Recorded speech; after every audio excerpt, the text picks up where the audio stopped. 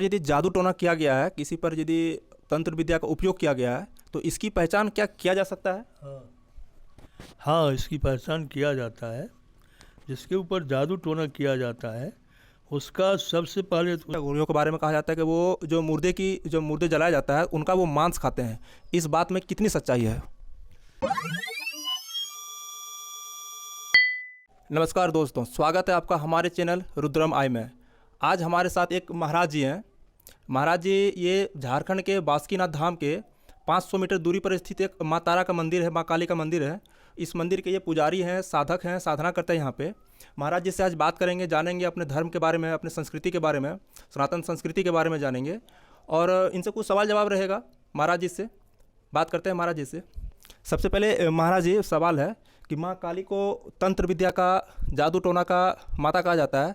जितने भी साधक होते हैं, जादू टोना करने वाले होते हैं, तंत्र विद्या के जो ज्ञाता होते हैं, वो माँ काली के साधना करते हैं। तो क्या अभी के समय में आधुनिक समाज में जहाँ पर कि विज्ञान की बात होती है, वहाँ पर तंत्र विद्या, जादू टोना, भूत प्रेत ये सब वास्तविकता में होते हैं? सब कुछ होते हैं। जो चीज़ नहीं हैं उनका नाम ही नहीं है, समझे। और ये सब देखने का चीज़ है, प्रयोग करने का चीज़ है, अनुभव करने का चीज़ है, जो करने से पता चलता है। इस संसार में हमारे जितने भी धार्मिक पुस्तक हैं, जितने भी हमारे देवी देवता हैं, सभी सत्य ही सत्य हैं। इसे कोई नकारा नहीं कर सकता है। इसके लिए अपने आप को जगाना पड़ता है। जब आप जागोगे तो स्वयं समझोगे ये क्या है, काली क्या है, दुर्गा क्या है, भगवान शिव क्या है, राम क्या है, कृष्ण क्या है।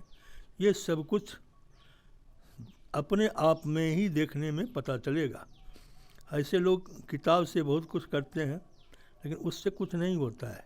ये माँ काली का संबंध तंत्र से है और तंत्र का संबंध गुरु परंपरा से है। ये सभी गुप्त चीज़ है। ये तमाम चीज़ गुप्त विद्याएं हमारे ऋषि महर्षि गुप्त करके रखे थे, क्योंकि ये समाज से कुछ भिन्न रास्तों में चलता है। सनातन जिसका कोई आदि और अंत नहीं है, जहाँ से जो चीज़ लोग उठाए वहीं से उनको वो चीज़ प्राप्त हुआ। इसलिए हमारे यहाँ पेड़ से उठाए पेड़ की पूजा हो रही है, पत्थर से उठाए पत्थर की पूजा हो रही है, पानी से उठाए पानी से पूजा हो रहा है, हवा से उठाए हवा।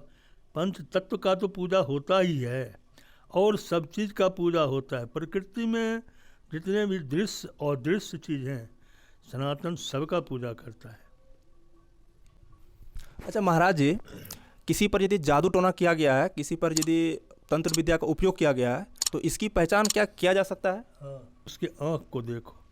अगर एक आँख छोटा है, एक आँख बड़ा है, तो समझो इसको प्रेत है, यानी कोई आत्मा, कोई छाया इसको लिपटा हुआ है।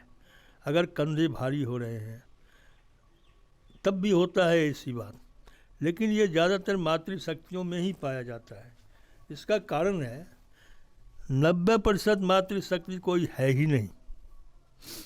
उनको अपना गुप्त बीमारी के चलते लोग समझते हैं जिनको भूत पकड़ लिया, प्रेत पकड़ लिया। सच्चाई वो नहीं है। सच्चाई है उनको अच्छे डॉक्टर से दिखाना चाहिए और उनका निदान हो जाता है। जिसे प्रेत पकड़े हुए रहता है, प्रेत उसका भी निदान है। निशान वही है। प्रेत अगर कोई किसी को पकड़ लिया तो आँख एक छोटा हो जाता है, एक बड़ा हो जाता है। फिर आप क्या कहें? हमारे समाज में बहुत तरह के साधु संत होते हैं, तपस्वी होते हैं, एक अघोरी भी होते हैं। तो अघोरी क्या होते हैं और क्या अघोरियों के बारे में कहा जाता है, हम लोग को जहाँ तक जानकारी है, अघोरियों के बारे में कहा जाता है कि वो जो मुर्दे जलाया जाता है उनका वो मांस खाते हैं। इस बात में कितनी सच्चाई है? सुनो भाई, तंत्र में अघोरी सबसे ऊपर है। अघोरी भगवान शिव को कहा गया है।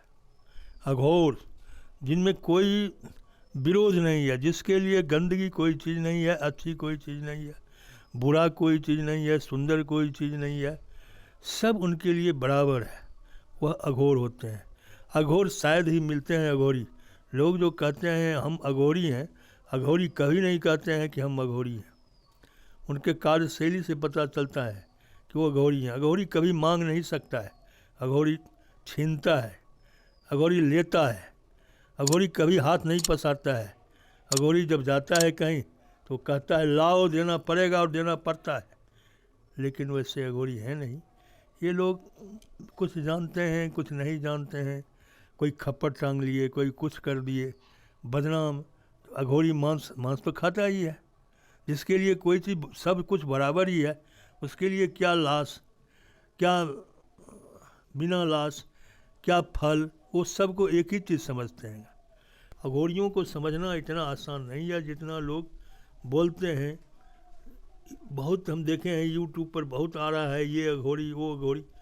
भाई अघोरी कभी आ ही नहीं सकता है यूट्यूब पर। अघोरी वो तो ढूंढने से नहीं मिलते हैं, उन्हें तो भगवान शिव का दूसरा रूप माना जाता है, समझे। महाराज जी एक सवाल और है, जैसे कि हमारे देश के बड़े बड़े मंदिरों में जो दान पुण्य का जो पैसा आता है, जो हिंदू समाज अपनी इच्छा से मंदिरों में दान देते हैं, उस पैसा का उपयोग सरकार अपने कंट्रोल में करती है। वो मतलब मंदिर सरकार अपने कंट्रोल में रखती है और वो पैसा का उपयोग सरकार जो है सभी धर्मों में खर्च कर देती है। लेकिन दूसरे धर्म के जो है, जैसे मस्जिद हुए, गुरुद्वारा हुआ, चर्च हुआ, इन सभी में सरकार अपना नियंत्रण नहीं रखती है, सिर्फ मंदिरों में नियंत्रण रखती है। और मंदिरों का पैसा सरकार से मुसलमानों पर खर्च करती है और दूसरे धर्म के लोगों पर खर्च करती है। तो ये कहाँ तक उचित है? ये एकदम उचित नहीं है, क्योंकि हम हिंदू कायर हैं।